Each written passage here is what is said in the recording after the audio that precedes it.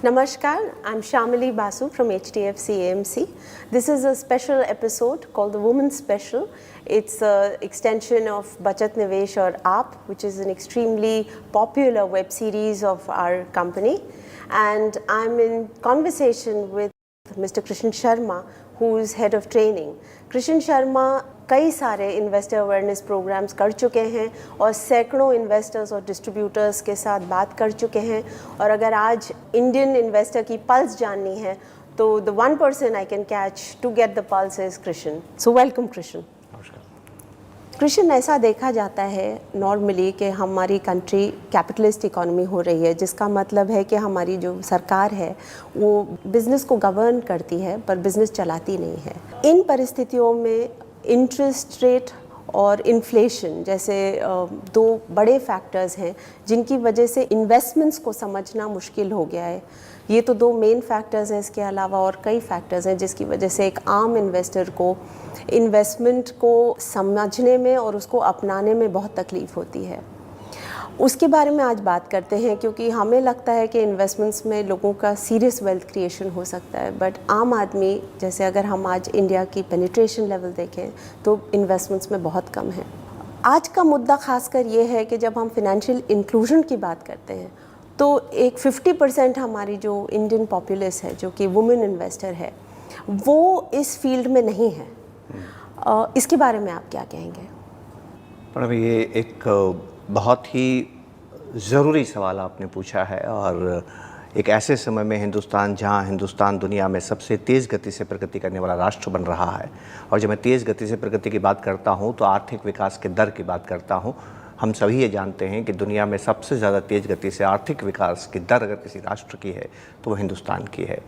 और ये हमने तब हासिल किया है जब हमारी आबादी का आधा हिस्सा उस विकास दर की जो गणना होती है उसमें उसकी भूमिका का जो फाइनेंशियलाइजेशन है या जो उसकी वैल्यू है वो नज़र नहीं आती है।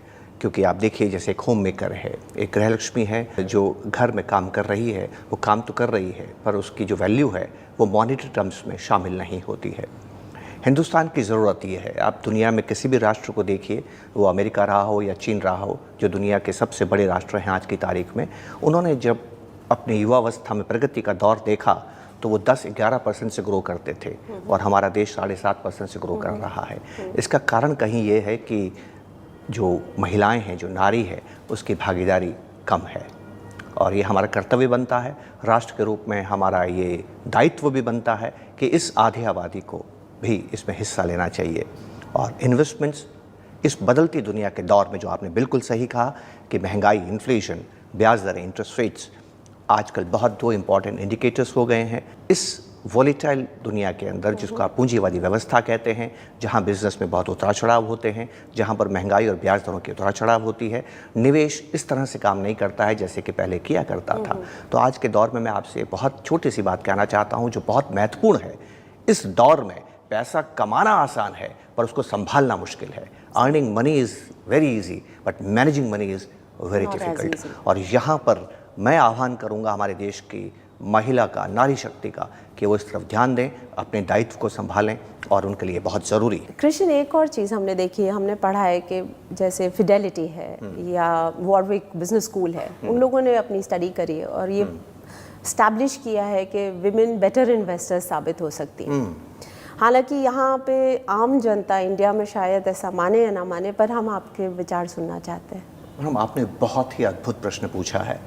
यकीन मानिए कि जब मैं इन्वेस्टमेंट्स के बारे में सोचता हूँ तो बहुत गहराई से मुझे यही ख्याल आता है कि महिला, एक नारी जो कि एक बेहतर निवेशक है, जिसमें एक बेहतर निवेशक बनने के गुण हैं, वही अपने आप को इस कला से वंचित रखती है। इससे बड़ा दुख की बात क्या हो सकती है।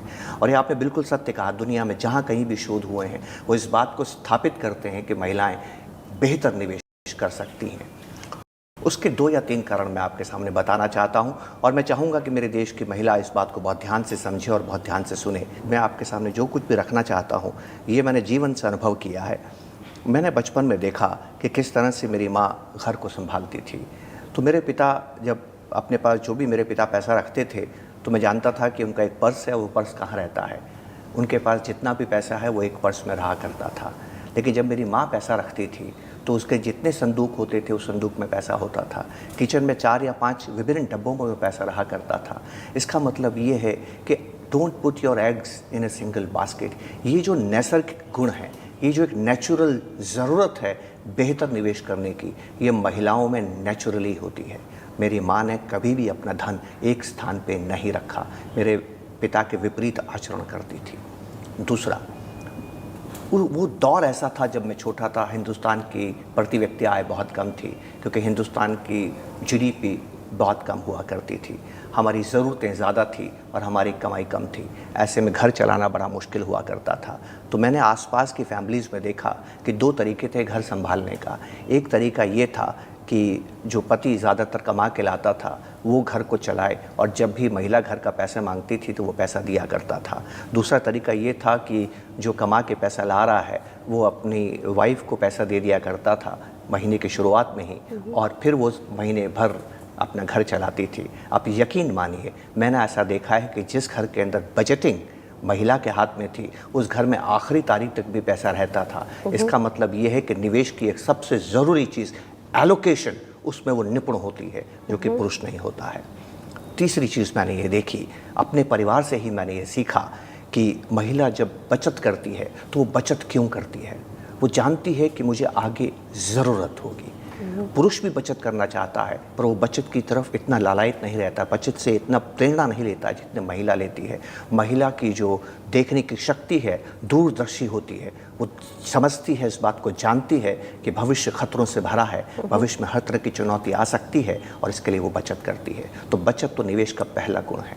और आखिरी और खूबसूरत चीज़ मैं आपको बताता हूँ, जब मेरी बहन पैदा हुई, पिता को हमेशा चिंता रहती थी कि मुझे इसके लिए बहुत कमाना होगा, पर मेरी माँ ने कभी चिंता नहीं की। यकीन मानिए, जब वो 6 महीने की थी तभी से उन्होंने मेरे पिता से जो बचत लिया करती थी, जो भी पैसा उनके पास में आया करता था, छोटी छोटी बचत से कभी पायल खरीद ली, कभी अंगूठी खरीद ली, कभी चूड़ी खरीद ली, कभी हार खरीद ली। और घोर आश्चर्य, जब शादी हुआ तो उनके पास हर सोना था। कितना लॉन्ग टर्म सोचने की क्षमता होती है और कितना एपिसोडिक तरीके से निवेश करने की क्षमता होती है। यही तो निवेश है कि आप डाइवर्सिफाई करें, यही तो निवेश है कि आप बचत करें, यही तो निवेश है कि आप एलोकेशन करें, यही तो निवेश है कि आप लॉन्ग टर्म सोचें। है ना अद्भुत बात? सुपर। जब हम अपने डिस्ट्रीब्यूटर्स से बात करते हैं तो उनको लगता है कि जब वो एक फैमिली के साथ बैठते हैं तो अक्सर ऐसा देखा है कि जब एक लेडी साथ में होती हैं तो वो रिस्क अवर्स होती हैं, और वो जब भी इक्विटीज़ की बात आती है तो वो कहती हैं कि हमें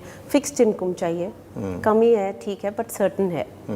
हालांकि अगर हम अपने को कंपेयर करें तो हम ज़्यादातर इक्विटी में ही इन्वेस्ट करते हैं, बट वो शायद इसलिए है क्योंकि हम इस इंडस्ट्री से जुड़े हुए हैं। इसके बारे में आप क्या कहना चाहेंगे?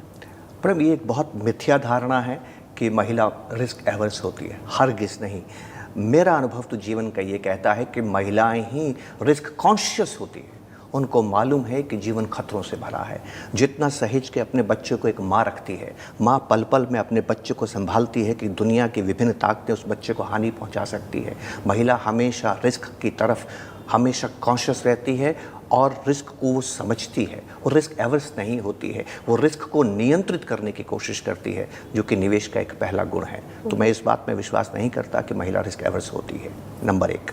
नंबर 2, क्योंकि वो रिस्क एवर्स होती है इसलिए वो निवेश करने के लिए बेटर प्रिपेयर्ड होती है। मेरा ये मानना है कि इस बदलते हिंदुस्तान के अंदर, जहाँ पर कि हम जानते हैं कि हमने निवेश किया और एफडी कर दी और एफडी का सर्टिफिकेट लेके आए और उसको लेमिनेट करके रख दिया, और बदलते इंटरेस्ट के वातावरण के अंदर, इस बढ़ते महंगाई के वातावरण के अंदर उसका कुछ भी रियल रेट ऑफ रिटर्न नहीं बनता है, तो पुराने तरीके अब बेबानी हो गए हैं, बेकार हो गए हैं। हमें इस बदलती अर्थव्यवस्था में, जहाँ पर महंगाई और ब्याज दरें बार बार बदलती है, आरबीआई बार बार इंटरेस्ट रेट्स को बदलाव लेके आती है, बिजनेस साइकिल्स का जो सामना है, दुनिया से जहाँ हम ओपन हो गए हैं, हम ग्लोबल हो गए हैं, ट्रेड वॉर का ज़माना है, ऐसी स्थिति के अंदर हमारा जो इन्वेस्टमेंट वर्ल्ड है मैडम, वो बहुत वॉलेटाइल हो गया है, वो बहुत अनसर्टेन हो गया है, वो बहुत कॉम्प्लेक्स हो गया है, वो बहुत एम्बिगुअस हो गया है। और ऐसी स्थिति में महिला की भागीदारी बढ़नी चाहिए, क्योंकि उसके जो रिस्क कॉन्शियस नेचर है, इस वॉलेटाइल, अनसर्टेन, कॉम्प्लेक्स, एम्बिगुअस दुनिया के अंदर उसकी ये रिस्क कॉन्शियसनेस बेहतर वित्तीय प्रबंधन और बेहतर प्लानिंग करने में अपने परिवार की मदद कर सकती है। एक और बिहेवियरल फाइनेंस, जैसे आपने इतना पढ़ा है उसके बारे में, वो ये कहते हैं कि investment is not about finance और money, it's about how you behave with money. It's a very valid point, क्योंकि कई ऐसे इन्वेस्टर्स हैं, जैसे whether you take Isaac Newton, या अगर हम मॉर्गन हाउसल का ब्लॉग पढ़ें जिसमें उन्होंने कहा है कि एक सेक्रेटरी हैं जो 12 साल की उम्र में जब ऑर्फन हो गई और जब उनकी डेथ हुई तो करीब $7 मिलियन उन्होंने चैरिटी में दिया. उसी ब्लॉग में उन्होंने मेंशन किया है एक वाइस प्रेसिडेंट है मेरिल लिंच के, जो कि पॉपर होके बैंकरप्ट होके ख़त्म हुए. तो ये दो एक ऐसे एग्जाम्पल्स हैं, एक जिनको फाइनेंस के बारे में कुछ भी नहीं पता बट टेम्परामेंटली वो सही थी, और दूसरे जो कि मेरिल लिंच एक financial consulting one of the top few companies में वाइस प्रेसिडेंट होके उनकी नॉलेज में कमी नहीं थी, या आइजैक न्यूटन जिनकी आईक्यू पे कोई डाउट नहीं करता बट वो इन्वेस्टर की तरह बहुत बुरे साबित हुए. इन सब से समझ में आता है कि नॉलेज होना तो ठीक है, ज़रूरी है, it's an added advantage, but temperament होने से आदमी अपनी सीरियस वेल्थ क्रिएट कर सकता है. उसके बारे में क्या आपको लगता है कि फैमिली में अगर एक वुमन को इंक्लूड किया जाए तो उस फैमिली के गोल अचीवमेंट में या उस फैमिली की इन्वेस्टमेंट वेल्थ क्रिएशन जर्नी में क्या बेहतरी होगी? ये बहुत अहम प्रश्न है, इसका जवाब थोड़ा सा लंबा होगा, मैं देने का प्रयास करता हूँ. महिलाएं टेम्परामेंटली क्यों सूटेबल होती हैं? एक कारण तो मैंने आपको पहले भी बताया कि उनमें नैसर्गिक नेचुरल प्रतिभा होती है, ख़तरों को समझने की और ख़तरों को सामना करने की इच्छा भी होती है, और वो लॉन्ग टर्म दूरदर्शिता के साथ में सोच सकती है, तो अपने आप को भविष्य के लिए तैयार करती है. और क्योंकि वो भविष्य के लिए तैयार करती हुई मानती है कि भविष्य खतरों से भरा पड़ा है, तो वो टेम्परामेंटली बहुत स्ट्रांग होती है. ये तो बायोलॉजिकली भी प्रूव हुआ है कि वुमेन इमोशनली बहुत स्ट्रांग होती है. इसका एक प्रमाण ये है कि स्ट्रेस को ज़्यादा अच्छी तरह से सामना करने की वजह से विज्ञान ये कहता है कि महिला की उम्र पुरुष की उम्र से किसी भी देश में 5-7 वर्ष ज़्यादा और बेहतर होती है. तो बायोलॉजिकली ऑल्सो वो, टेम्परामेंटली ऑल्सो वो ज़्यादा दृढ़ हैं, संकल्प पर विश्वास करती है. एक तो कारण यह है. पर दुर्भाग्य क्या है मैडम? दुर्भाग्य यह है कि किंचित कारणों की वजह से कभी इतिहास में कैसे कभी हुआ होगा, क्यों हुआ होगा तो उसके कारण बहुत ज़्यादा लंबे हो जाएंगे, पर ऐसा हुआ कि हमने डिवीज़न ऑफ लेबर कर लिया, स्पेशलाइजेशन ऑफ लेबर कर लिया. तो उसमें क्या हुआ कि बच्चा पैदा होने पर माँ भी कमज़ोर होती है, बच्चा भी कमज़ोर होता है. तो पुरुष ने दायित्व ले लिया कि मैं बाहर से मैं खाने का प्रबंध करूँगा, तुम बच्चे का ध्यान रखना, और फिर हम सब मिल के खाना खाएँगे. तो ये जो व्यवस्था समाज में बनी, उससे जो महिला है वो कमाई करने से धीरे धीरे पृथक होती चली गई, दूर होती चली गई. लेकिन आज के ज़माने में तो ये संभव नहीं है. अभी हमें पुराने तरीके तो बदलने होंगे. अब जीवन चुनौतीपूर्ण है, केवल पुरुष के कमाने से परिवार नहीं चल सकता है. महिलाएं भी कमाने के लिए आगे आई हैं, पर इतने सालों से जो उनकी आदत बनी है कि तो पुरुष का कार्य है, ये मेरा कार्य नहीं है, तो वो निवेश की तरफ या इन्वेस्टमेंट्स की तरफ बहुत ज़्यादा ध्यान नहीं देती है. वो सेविंग्स करके ही संतुष्ट हो जाती है. नंबर एक. पुरुष क्योंकि इतने सालों से परिवार के लिए पैसा लेके आया है, तो मैं एक चीज़ प्रतीत करता हूं जो देखने, सुनने और देखने में अच्छी तो नहीं लगती, पर मैं संकोच नहीं करूंगा कहने से. पुरुष में एक तरह की फॉल्स ईगो या अहम पैदा हो गया है कि I am the bread earner of the family, right. और उसकी वजह से वो थोड़ा सा ओवर कॉन्फिडेंट हो गया है. और जो व्यक्ति ओवर कॉन्फिडेंट होता है, निवेश में उसके निर्णय गलत हो जाते हैं.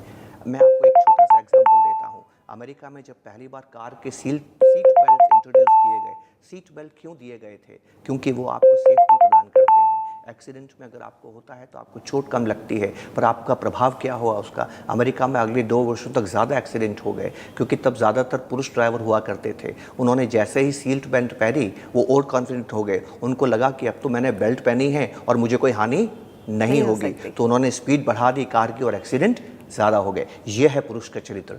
पुरुष के साथ इन्वेस्टमेंट है इन इटसेल्फ एंड. पुरुष जो इन्वेस्टमेंट को साध्य मानता है मतलब मुझे रिटर्न कमाना है, मुझे बाजार को हराना है, ये उसका तरीका है.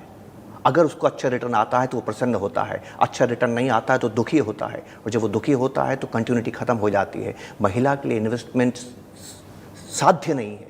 वो इन्वेस्टमेंट के लिए इन्वेस्टमेंट नहीं करती है, वो इन्वेस्टमेंट करती है जीवन की ज़रूरतें पूरी करने के लिए. वो गोल ओरिएंटेड होती हैं, और उनके लिए इन्वेस्टमेंट साधन है. और साधन होने की वजह से, क्योंकि वो लॉन्ग टर्म देखती है, इमोशनली स्ट्रांग होती है, एलोकेशन करती है, दबावों को सहन कर सकती है, स्ट्रेस का सामना कर सकती है. इन्वेस्टमेंट तो साइकोलॉजिकल वॉर है, और वो बेहतर साबित होती है. इनफैक्ट दुनिया में जितने भी शोध हुए हैं, उन्होंने साबित किया है कि महिलाएं जब इक्विटी या म्यूचुअल फंड्स में निवेश करने के लिए आगे आईं, तो उन्होंने पुरुषों से बेहतर अंजाम दिया है. Krishna, just to round up, आपका आज के मेन एंड वुमेन के लिए क्या मैसेज है? बहुत सोच समझ के इसका जवाब देने की कोशिश करता हूँ ना मैसेज, क्योंकि अंत में मैसेज ही याद रहता है। मैं मेरे पुरुष भाइयों को भी मैसेज देना चाहूँगा और महिलाओं को भी मैसेज देना चाहूँगा। पुरुषों से मेरा उनसे ये आह्वान होगा, उनसे ये कहना होगा कि उन्हें नॉलेज ज़्यादा है कागज़ पे, ये बात सही है। और घर का एक पुरुष सदस्य इस बात पे गर्व कर सकता है कि घर की महिला सदस्य से उसको बाज़ार के बारे में, निवेश के बारे में, इकोनॉमी के बारे में, अर्थशास्त्र के बारे में शायद नॉलेज थोड़ी ज़्यादा है, ज्ञान ज़्यादा है, क्योंकि वो घर से बाहर ज़्यादा रहता है। लेकिन निवेश केवल ज्ञान नहीं है, उनके पास ज्ञान तो ज़्यादा है पर उनकी घर की महिला के पास समझ ज़्यादा है। सही बात है। विजडम और नॉलेज में अगर कभी मुकाबला होगा तो विजडम सर्वोपरि है मैडम। और महिलाओं से मैं ये कहूँगा कि वो ईश्वर ने उनको एक गुण दिया है, नैसर्गिक प्रतिभा दी है, क्योंकि वो बच्चों को जन्म देती है और बच्चों को बड़ा करती है, दुनिया से ख़तरों से उनकी रक्षा करती है। तो वो किस तरह से रिस्क कॉन्शियस होती हैं, किस तरह से दुनिया का सामना करती हैं, उनमें एक प्रतिभा है कि इस वॉलेटाइल, अनसर्टेन, कॉम्प्लेक्स, एम्बिगुअस अर्थव्यवस्था में, जिसको आप पूंजीवादी अर्थव्यवस्था कहते हैं, जहाँ पर महंगाई के दरें, ब्याज दरें बार बार बदलती है, जहाँ पर ग्लोबल लिंकेजेस हैं, किसी भी देश में घटना घटती है तो हमारे देश को प्रभावित करती है। ऐसी स्थिति में हमें एक दृढ़ संकल्प वाला, साइकोलॉजिकली मजबूत चरित्र का व्यक्ति चाहिए, जो कि निवेश में लॉन्ग टर्म दूरदर्शिता के साथ सोच सके। ये क्षमता महिला में है।